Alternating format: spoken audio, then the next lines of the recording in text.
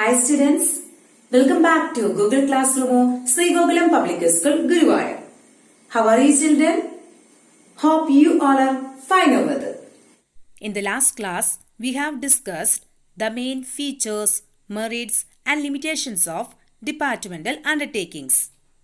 Now, we shall discuss about the second category of public enterprises, that is statutory corporations or public corporations.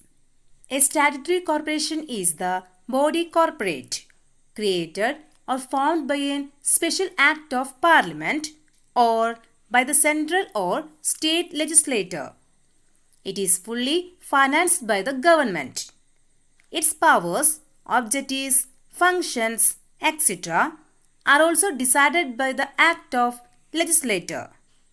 Examples for statutory corporations are Indian Airlines, Air India, State Bank of India, Life Insurance Corporation of India, Food Corporation of India, etc.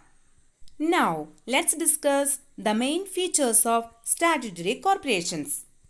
The first one is statutory corporations are set up under an Act of Parliament and are governed by the provisions of the Act.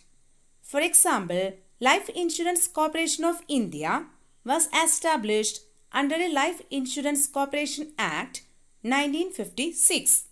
And the next feature is a statutory corporation is fully owned by the state. So, the government has the ultimate financial responsibility and has the power to appropriate its profit. And at the same time, the state also has to bear the losses, if any. And the next feature is a statutory corporation is a body corporate and it can sue and be sued, enter into contract and acquire property in its own name. And the next feature is this type of enterprise is usually independently financed. So, it obtains funds by borrowings from the government or from the public through revenues derived from sale of goods and services. That means it has the authority to use its revenues. And the next feature is a statutory corporation is not subject to the same accounting and audit procedures applicable to the government departments. And the last feature is the employees of these enterprises are not government or civil servants and are not governed by the government rules and regulations. That means the conditions of service of the employees are governed by the provisions of the Act itself. So these are the main features of statutory corporations. Let's point out the main merits of statutory corporations. Statutory corporations enjoy independence in their functioning and high degree of operational flexibility. That means a statutory corporation enjoys operational autonomy as there is no interference in its working from the government. Then the funding of these organizations do not come from the central government. So, the government generally does not interfere in their financial matters, including their income and receipt. Then, the statutory corporations are autonomous organizations. They frame their own policies and procedures within the power assigned to them by the Act. Then, the Act may however provide few issues or matters which require perennial approval of a particular ministry. And the last merit is a statutory corporation is a valuable instrument for economic development. That means a statutory corporation has the power of the government and it is combined with initiative of private enterprises. So these are the main merits of statutory corporations. Now let's point out the main limitations of statutory corporations. The first one is a statutory corporation does not enjoy as much operational flexibility because the autonomy and flexibility of public corporation is only for name's sake. Practically, ministers, government officials, and political parties often interfere with the working of these operations.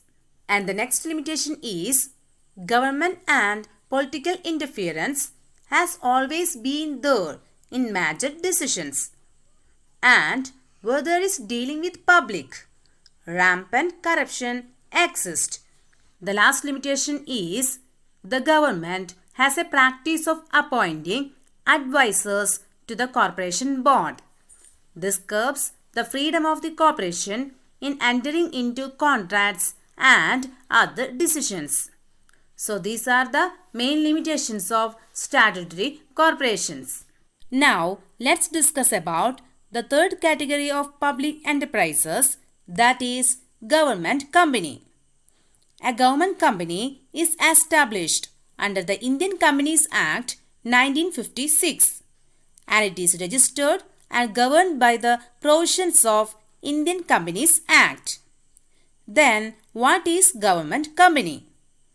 According to the Indian Companies Act 1956, a government company means any company in which not less than 51% of the paid up capital is held by the central government or by any state government or partly by central government and partly by one or more state government.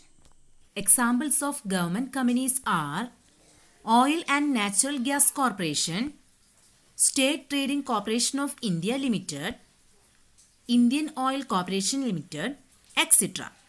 Now let's discuss the main features of government company. Government company is an organization created by the Indian Companies Act 2013 and the company can file a suit in a courts of law against any third party and be sued. It is because a government company has a separate legal entity independent of the government. And at the same time, the government company can enter into a contract and it can acquire property in its own name. It is because a government company is incorporated under the Companies Act and it also has a separate legal entity. Then the management of the company is regulated by the provisions of the Companies Act like any other public limited company. And the employees of the company are appointed according to their own rules and regulations as contained in the Memorandum and Articles of Association. Then what is Memorandum and Articles of Association? Memorandum and Articles of Association are the main documents of the company and it contains objectives and rules and regulations of the company. Then these companies are exempted from the accounting and audit rules and procedures. An auditor is appointed by the central government and the annual report is to be presented in the parliament or the state legislature. And at the same time, the government company obtain its funds from government shareholdings and other private shareholders. Then the initial share capital is provided by the government. Finances through loans and other means of financing are arranged by the company. And it also permitted to raise funds from the capital market. So these are the main features of government companies. Now let's discuss the main merits of government companies. A government company can be established by fulfilling the requirements of the Indian Companies Act. A separate act in the parliament is not required.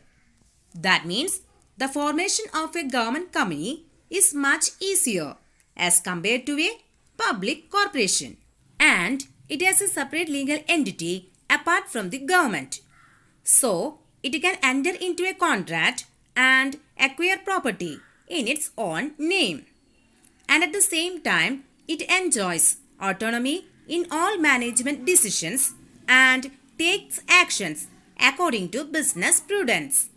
And these companies, by providing goods and services at reasonable prices, are able to control the market.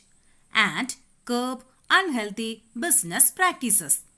So these are the main merits of government companies. Let's discuss the main limitations of government companies. Since the government is the only shareholder in some of the companies, the provisions of the Companies Act does not have much relevance, and it evades constitutional responsibility which a company financed by the government should have. So it is not answerable directly to the Parliament. Then the government being the sole shareholder, the management and administration rest in the hands of the government. So the main purpose of a government company registered like other company is defeated. It is because the management pattern of a government company may be influenced by government through the board of directors, as it is a majority shareholder. And these persons may not be relevant to the business operations. So these are the main limitations of government companies. With this topic, we are ending this chapter. So students, I hope all of you understood the concept clearly. And please note that the notes of the lesson and test paper are also attached along with the class. Make use of these available materials. Study well and attend the test paper without fail. That's all for today. Thank you.